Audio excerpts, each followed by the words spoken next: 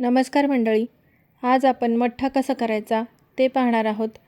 पूर्वीच्या काळी लग्नाच्या पंक्तीमध्ये मठ्ठा हा ठरलेलाच असायचा, तर तोच लग्नाच्या पंक्तीतला मठ्ठा कसा करायचा ते पाहूयात. मठ्ठा बनवण्यासाठी आपल्याला जिरी पावडर लागणार आहे. तर त्यासाठी मी गॅसवरती कढई गरम करायला ठेवून त्याच्यामध्ये जिरी टाकलेली आहे. तर जिरी तुम्ही बघू शकता मी जास्त प्रमाणात घेतलेली आहे, कारण जिरी पावडर बनवून ती मी स्टोअर करून ठेवणार आहे.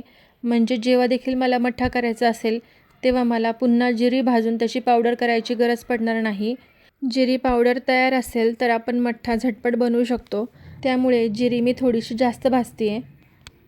तर या ठिकाणी 2 ते 3 मिनिटं जिरी भाजायची आहे. जास्त करपवायची नाही आहे. फक्त जिरीचा हलकासा वास सुटला की गॅस बंद करायचा आहे आणि जिरी थंड होऊ द्यायची आहे. यानंतर जिरी मिक्सरच्या भांड्यामध्ये टाकून मी ती बारीक वाटून घेणार आहे. या ठिकाणी जितकी जास्त शक्य होईल तितकी बारीक पावडर करायची आहे. हे पहा, मस्त अशी जिरी पावडर तयार आहे. आता आपण मठ्ठा बनवायला घेऊया. तर या ठिकाणी मी एक मोठी वाटी दही घेतलेलं आहे. त्यानंतर कोथिंबीर बारीक चिरून घेतलेली आहे. 1 चमचा जिरी पावडर आहे, मीठ आहे आणि 1 मिरची बारीक चिरून घेतलेली आहे. आता दही एका मिक्सरच्या भांड्यामध्ये टाकून ते फिरवून घ्यायचं आहे, जेणेकरून दह्यातल्या गुठळ्या फुटतील.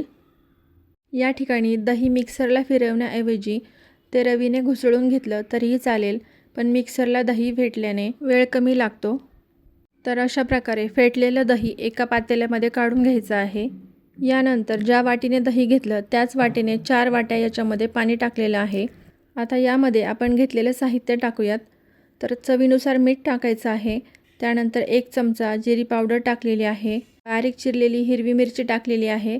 त्याचबरोबर बारीक चिरलेली कोथिंबीर देखील टाकलेली आहे. आता या ठिकाणी मिरची आणि कोथिंबीर पूर्णपणे ऑप्शनल आहे, नाही टाकली तरीही चालेल.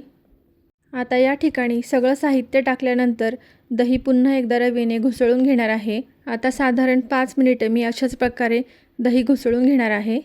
आणि आपला मस्त असा लग्नाच्या पंक्तीतला मठ्ठा तयार झालेला आहे. मठ्ठा जितका पातळ असेल तितका टेस्टी लागतो आणि खास करून उन्हाळ्यात जास्त पिला जातो. उन्हाळ्यात मठ्ठा पिण्याचे फायदे देखील अनेक आहेत. तर तुम्हीही मठ्ठा नक्की करून पहा आणि व्हिडिओ आवडल्यास लाईक, शेअर आणि सबस्क्राईब करायला विसरू नका. धन्यवाद.